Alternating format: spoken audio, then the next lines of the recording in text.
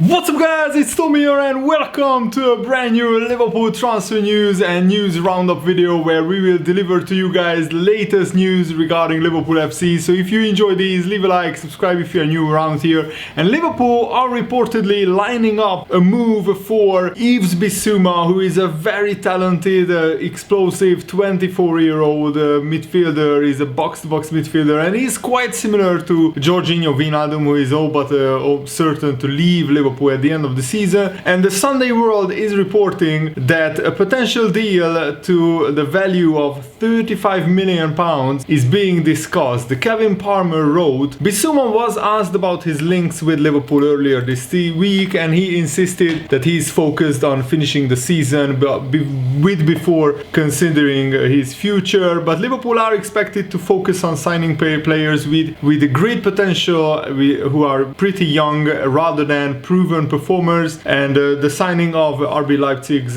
defender Ibrahima Konate is also fitting into this criteria. And sources close to Brighton have told the Sunday World newspaper that Bissouma and his advisors are aware of Liverpool's interest in Bissouma. The £35 million deal is under discussion. So let me know in the comments below, do you think Bissouma for 35 million would be good value for money? He's definitely a great midfielder, but is he worth 35 million? Will he become world class? He is a great player, but not world class just yet. And the Sunday World article also says that Jurgen Klopp is also keen to sign Ozan Kabak on a permanent deal because Kabak has impressed during his loan spell. Confirmation that players will need to leave before Jurgen Klopp is allowed to carry out an overhaul of the squad will disappoint some Liverpool fans, including me. But the owners are set to stick to their rigid financial strategy and they are ensuring any incomings have sell-on value in the future. So we are not really signing any old players, it seems, or very experienced players, if you put it that way. And even though Brighton are a few places above the relegations also, they are not having an incredibly great season. Bissouma has been one of the best players of Brighton, one of their strongest performers, and Jurgen Klopp often favoring players who can grow with Liverpool rather than a finished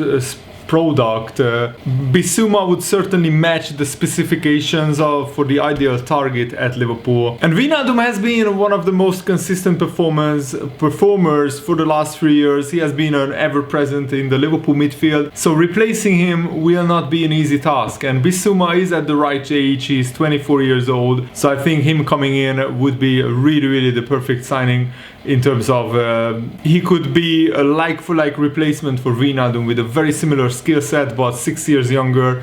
He's very athletic, quite fast, very well built and strong, and also he can tackle, he can shoot. He scored a spectacular goal this season for Brighton outside of the box, but he's not most famous for that. He's more a box-to-box midfielder. And the new report in the Football Insider is reporting that Jurgen Klopp is very integral to Liverpool generating money and revenue and getting great sponsorships. This is what they said. Liverpool is a very attractive brand. It has the history and the heritage from the Shankly and the Paisley era. Jurgen Klopp is a big asset in terms of negotiating deals because he is a brand in his own right, Jurgen Klopp. On the back of that, the club has managed to leverage new sponsorship deals. If you are a commercial sponsor, you want your product next to the trophies he has delivered. People will pay a premium for that. And in the long term, Liverpool need to get back to winning trophies as soon as possible. Hopefully next season we will win at least one trophy. Even an FA Cup win would be great, but winning the Premier League or the Champions League should be Liverpool's main goal and main priority going forward. And there are reports also by the Sunday World that Naby Keita is being considered to be put on the transfer list because he could generate quite a hefty transfer fee and he hasn't really pulled up any trees this season. He has been injured a lot, and when he played he has been very inconsistent, but that mainly because of injuries. He didn't have a run of games where he can build rhythm, build momentum, build his confidence. And according to report, Liverpool are preparing to allow quite a few star names to leave Liverpool this summer, with a key target now in their sights as they eye up midfield replacements. So Wijnaldum is close to agreeing a deal to sign for Barcelona. Naby Keita may also be made available available for a transfer away from Liverpool, as manager Jurgen Klopp looks to boost his transfers fund. And I mean, if that's what it takes for Liverpool to sign a couple of really great players, maybe a striker and an attacking midfielder, maybe it's time to say that the Naby Keita transfer just didn't work out. I would still want him for another season at Liverpool. If I had to choose, I would rather sell Xherdan Shaqiri or Alex Oxlade-Chamberlain, because I don't think they have as much potential as Naby Keita, but that's what Naby Keita only is. He has potential, but right now he's not delivering on the pitch, and that's what is the most concerning to me. So let me know, if you were in charge, would you sell Naby Keita, or would you sell Origi, Shaqiri, Wijnaldum, and keep Naby Keita? Because selling those three players would generate maybe a little bit more than selling Naby Keita. But you know, you could sell Origi, Shaqiri and Oxlade-Chamberlain and keep Naby Keita, and that way we could still generate some transfer funds.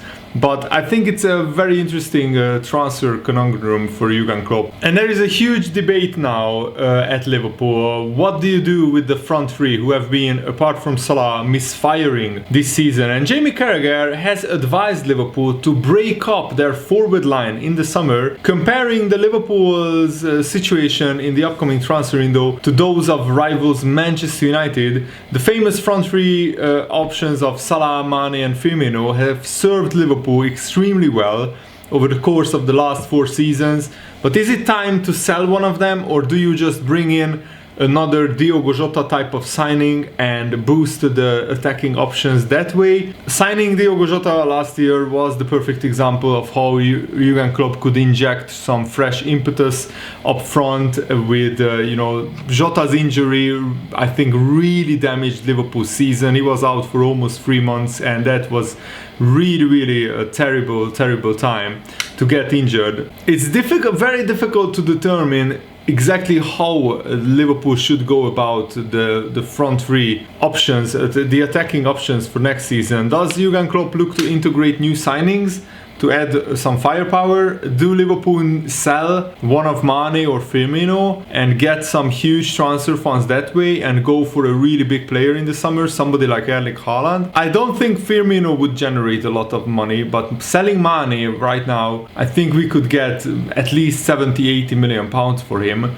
Do you want that, or do you want us to keep Mane? I would certainly give him one more season to prove his worth. If I had to choose, I would sell Bobby Firmino and get Haaland in, or somebody who of that ilk who can get 15-20 goals. Even a Diogo Jota type of signing would serve Liverpool very well. Memphis Depay on a free transfer, I have said that many times, that Liverpool, I think it's a no-brainer for Liverpool to sign somebody like Memphis Depay who can score 15-20 goals, and he's not an old player. He's like 27-28 years old. He still has a good 4 or 5 years at the top of his game, and he's available on a free transfer. I would definitely bring him in. And there is a pretty big concern that the Man United Liverpool game could be either delayed or even postponed, because the Man United fans are planning a huge protest before the game where they want to remove the Glazers, the Man United owners, and credit to Man United fans. They are not backing down, and good on them. ESPN expect 10,000 fans to show up, and they will try to block the team coaches from entering Old Trafford on Sunday. And I fully supported the protests against the ownerships of Man United and Liverpool. Delaying a game wouldn't necessarily harm the Glazers, but it would definitely get their attention. And the fans don't have a lot of tools in their hands to get the attention of the owners, so these are desperate times and they are using desperate measures. You can agree or disagree with them. Protesting in a peaceful way, I support that, against the owners of Liverpool, Man United or any club. And Arsenal fans also protested recently, and it looks like that is getting some momentum as well. And Jurgen Klopp gave a very interesting interview to Sky Sports on Liverpool's finishing problems, goal scoring problems. Is it bad luck? Is it bad form? Or is it something more permanent? And Jurgen Klopp's analysis has been thorough. He said, "We had a really detailed look at all the situations that we created over the last 7 or 8 games just to get an overview. It is not unlucky. There are moments where we are unlucky, but if you are unlucky so often, there must be something else. Sometimes it sounds a little boring, but we know we have to improve. The one thing we have to keep working on is the finishing. We have to finish the situations off. We have created 36 chances in the last 3 games and scored just 2 goals. That is obviously not good enough. The performance around that, creating the 36 chances, shows you that something was right in the game. We had really good spells, but the important moment is the last moment, where you are in the box and you either shoot or get an assist and score a goal. We cannot expect it to change overnight, but we will not stop working on it. It is not exactly the football of last year, maybe, but it is all fueled by that one moment. Either you score or you don't score. We have to keep working. We don't have to change inside out 360 degrees or whatever. We only have to improve and make it click. We have conceded pretty much in the last minute in the last 2 games. It was not that I could see it coming, but I saw that we did not control the game well enough in those final moments in the way that we wanted. We have not lost that ability. We just need to make sure that we fight more in the difficult moments. That does not mean getting like fouls. That means fighting the circumstances, staying positive, staying in the game mentally, game management. That's what Liverpool have been so good at last season or 2 seasons ago. And probably if we have Joe Gomez and Van Dijk at the back, we don't concede late against Leeds. We don't concede late against Newcastle, because this current Liverpool defense, if they are put under pressure, they crumble. Of course, understandably, because we have actually our 4 centre-backs out injured, with Nat Phillips also being out. We did have a look to see if we are too selfish. We are not. They are not more selfish now or less selfish. That is not the case. It is always like this when you miss chances. You look whether he could have paused. There are 1 or 2 situations where that could have happened, but it is not as easy as telling the boys not to be selfish. One thing is clear. The selfish thing we can put off the table, but Liverpool have no confidence, no belief in front of goal. We can see the boys are not confident enough in the moment. They don't use their first touch. They want to make sure the ball is in the right position, and then it is too late for the defender jumps in. There are a lot of things. After not scoring for a while, you do not use some situations for finishing. That is normal because we are not flying with confidence. A good example was Mo Salah 2 years ago against Chelsea. Long ball right side, Mo dribbles inside and fires the ball from around about 25 yards into the top corner. It was a great goal. It was not even a chance because there were 7 or 8 Chelsea players in between Salah and the goal. When you are full of confidence, you just want to come inside and give it a try. We do not do this often enough, and when we do shoot from distance, we don't hit the target. And I mean, only Chelsea and Fulham have worse conversion rates than Liverpool since January the 1st. We have 9% conversion rate. Just to compare, Manchester City, who are going to become Premier League champions almost certainly now, has 22% conversion rate. That is crazy. They score more than twice the amount of chances. So from 10 chances, Man City score 2.5 more goals than Liverpool. So the problem is psychological. It's mentally, Liverpool are absolutely shattered in confidence, and also probably very poor form from a lot of players who normally are great goal scorers for Liverpool. It is about talking to Liverpool players, helping them to find solutions. Jurgen Klopp continued. You can do that in training. All that is fine, but then the game starts and the first ball does not go in, the second ball doesn't go in, and the third ball, and it is like a wound that is bleeding again. This is what you can see on the pitch. But that a missed chance is information. You have to use it. The things we did to get in the position were right, so do it again, but just adapt a little bit, keep going, stay positive.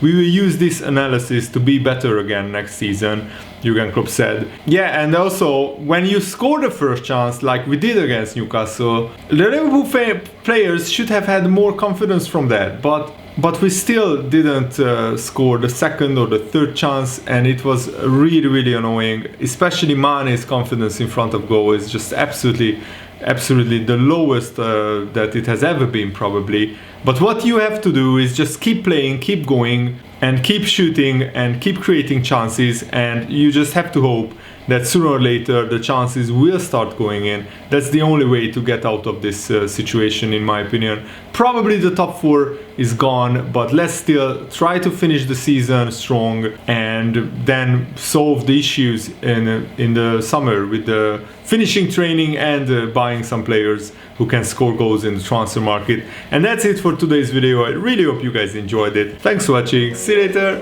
Goodbye.